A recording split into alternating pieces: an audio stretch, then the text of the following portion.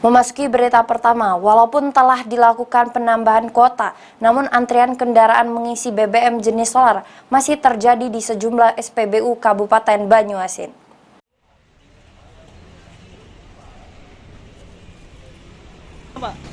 Antrean panjang kendaraan di sejumlah SPBU Banyuasin masih tetap terjadi.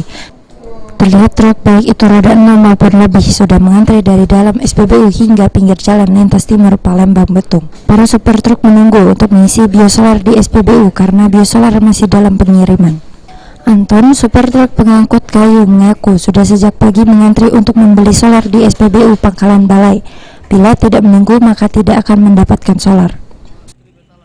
Dari subuh selalu cak ini kak. Selalu ya inilah. Untuk ini BBM jenis apa kak? Solar. Jenis solar. Ini bosen tak kira-kira? Suasana cak ini. Jangan bosan lagi. Biasa makan di rumah, makan nasi. Ini kebutuhannya untuk apa kak solar ini? Angkutan apa? Kita ngangkut apa? Ekspedisi. Wilayah Banyuasin. Banyuasin kalau nyebrang. Sedangkan untuk pengelola SPBU Pangkalan Balai menjelaskan bila di SPBU yang dikelolanya sudah 3 bulan terakhir kembali terjadi antrian truk untuk mengisi solar, padahal di SPBU yang dikelolanya jumlah kuota solar sudah ditambah. Lebih lanjut, Anang menjelaskan jika di SPBU yang dikelolanya selalu mendapat kiriman biosolar sebanyak 32 ton atau 24 ton dan 16 ton per harinya. Lebih lanjut, Anang menjelaskan jika di SPBU yang dikelolanya selalu mendapat kiriman biosolar sebanyak 32 ton atau 24 ton dan 16 ton per harinya. Namun jumlah solar sebanyak 32 ton yang dikirim dari Pertamina hanya dalam sehari semalam sudah habis.